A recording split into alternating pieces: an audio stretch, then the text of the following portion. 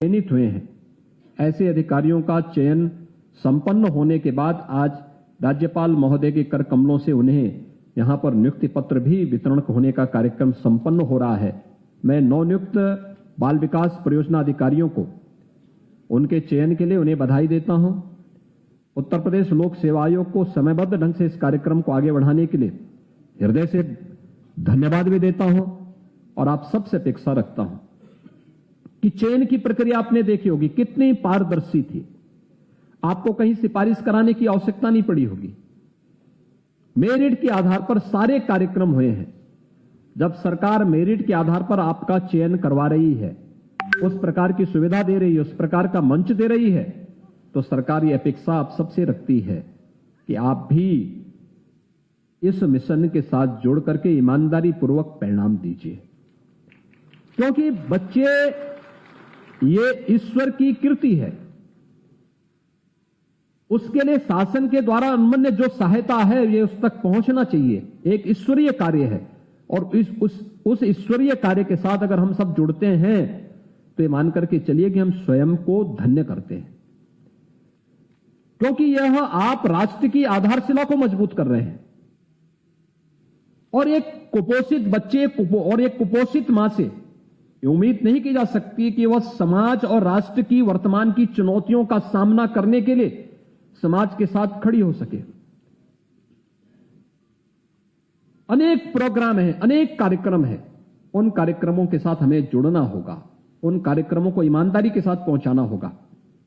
और महिला सशक्तिकरण की दिशा में तो बहुत सारे कदम बढ़ाए गए हैं। मिशन सत्य का तीसरा चरण का कार्यक्रम वर्तमान में चल रहा है। इस कार्यक्रम में आप देख रहे होंगे कि महिला पुलिस यानी आरक्षी जो 30,000 की संख्या में प्रदेश के अंदर भर्ती की गई थी, उन सबको महिला पुलिस बीट अधिकारी के रूप में तैनाती दी गई है। वह महिलाओं से जुड़ी हुई समस्याओं का समाधान तो कर ही रही हैं, लेकिन साथ साथ पोषण से जुड़ी हुई और महिला कल्याण से जुड़ी हुई उन सभी योजनाओं का लाभ गांव की और नगरीय क्षेत्र में मोहल्ले मोहल्ले में जो महिलाएं हैं जिनको इनके बारे में बहुत जानकारी नहीं, उनको देने का कार्य भी सफलतापूर्वक वहां पे कर रही है।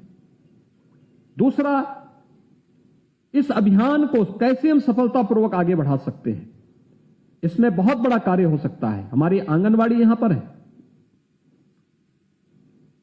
कोरोना कालखंड के दौरान हम देख रहे थे जब तमाम अच्छे अच्छे लोग अपने को सेल्फ क्वारंटीन में घर में बंद किए हुए थे, तब आशा वर्कर और आंगनवाड़ी एएनएम ये लोग गांव गांव और मोहल्ला मोहल्ला जाकर के एक एक परिवार का स्क्रीनिंग कर रही थी और उनको मेडिसिन किट उपलब्ध करवाने का कार्य कर रही थी। अगर ये निगरानी समितियों के माध्यम से ये कार्य ये लोग नहीं करते, उत्तर प्रदेश में कोरोना की स्थिति को संभालना कठिन हो जाता है। और मुझे तो इस दौरान गांव गांव में जाने का अवसर प्राप्त हुआ। कोरोना जब पीक पे चढ़ गया, देश के अंदर स्थिति अनियंत्रित सी होती दिखाई दे रही थी। उत्तर प्रदेश सबसे बड़ी आबादी का राज्य, सबसे बड़ी चुनौती हमारे सामने थी।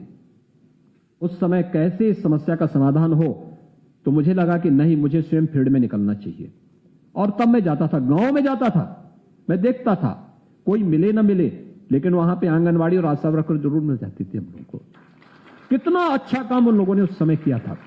और उस कार्य को ही ध्यान में रख करके सरकार ने निश्चित किया कि हम आंगनवाड़ी और आशा वर्कर के मानदेय को बढ़ाने का काम करेंगे। और सरकार उस दिशा में बेहतरीन तरीके से आगे बढ़ रही। हम उन लोगों के साथ बैठ करके कार्य योजना उसका विभाग तैयार कर रहा है, लेकिन साथ साथ मैंने विभाग को यह भी कहा है कि उनका जो पिछला बकाया है उसका भी तत्काल भुगतान करने की व्यवस्था कर लें, जिससे किसी को सामने भी कोई ऐसी स्थिति नहीं आनी चाहिए कि वह बाद में सरकार के सामने या विभाग के सामने हाथ फैलाने की नौबत नहीं आनी चाहिए। क्योंकि आज तो ये समय है कि जब उनके कार्यों के लिए उन्हें सम्मानित किए जाने की आवश्यकता है, और सरकार उस दिशा में एक बेहतरीन प्रयास आप सबके लिए करेगी। आज के इस अवसर पर फिर मैं आप सबसे यही अपील करूंगा कि ये सितंबर माह राष्ट्रीय पोषण माह के रूप में 4 सप्ताह के 4 प्रकार के कार्यक्रम आप माध्यमिक जो हमारे जूनियर हाई स्कूल होंगे, जो बेसिक शिक्षा परिषद के स्कूल होंगे, जो आंगनबाड़ी केंद्र होंगे, उनके पास किचन गार्डन स्थापित कर सकती है। विद्यालयों को इसके लिए हर वर्ष उसके रखरखाव के लिए धनराशि की व्यवस्था भी है। इसके अलावा एक नया कार्यक्रम जो हम लोगों ने विगत वर्ष प्रारंभ किया था कि अगर कुपोषित मां है तो उसके लिए बहुत ज्यादा दूध की आवश्यकता नहीं।